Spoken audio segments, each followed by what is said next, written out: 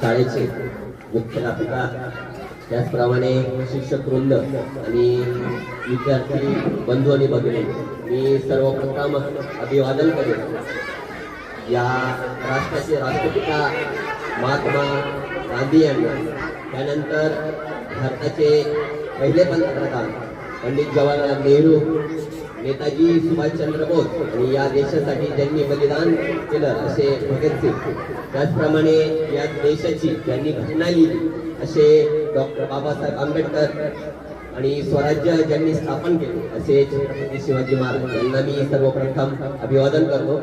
मित्रांनो, 1947 साली या देशाला स्वातंत्र्य मिळालं आणि स्वातंत्र्य मिळाल्यानंतर सगळ्यांना असा प्रश्न पडला होता की स्वातंत्र्य मिळाल्यानंतर पुढे काय होईल भारताचं.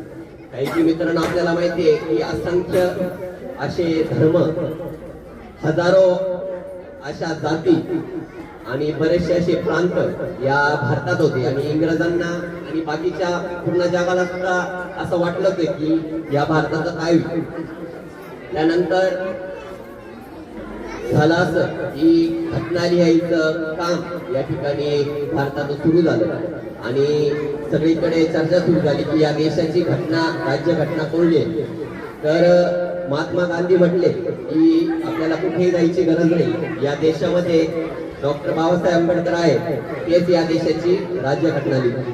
आणि डॉक्टर बाबासाहेब आंबेडकर यांना राज्यघटना लिहिण्याचे या ठिकाणी ठरवलं.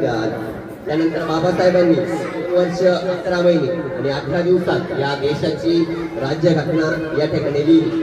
मित्रांनो, आपल्याला माहितीच आहे की जेव्हा भारत स्वतंत्र झाला तेव्हा एकदम शून्यापासून सुरुवात केली, म्हणजे असं समजायचं की एकदम तासणीपासून सुरुवात केली. तर आता आपण बघू शकतो की आपण भारत देश आपला कुठपर्यंत गेलेला आहे.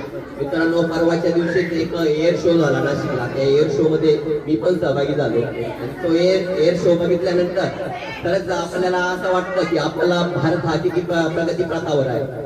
तर मित्रांनो, आपला भारत अशीच प्रगती करत राहो अशी आपण सगळ्यांनी इच्छा व्यक्त करू. पण मित्रांनो, त्याचबरोबर आपलं खूप मोठं कर्तव्य आहे की आपल्या या झडपीच्या शाळा ह्या सुद्धा वाचल्या पाहिजे. आताच मागच्या महिन्यातच एक शाळा पिक्चर रिलीज झाला सर, आणि तो बघितल्यानंतर खरंच खूप खंत वाटते की झडपीच्या शाळा खरंच बंद झाल्या तर काय होईल. म्हणजे या ठिकाणी या गोरगरीब विद्यार्थ्यांचं नुकसान होईल, पण त्याचप्रमाणे लाखो हजारो शिक्षक त्यांचं सुद्धा या ठिकाणी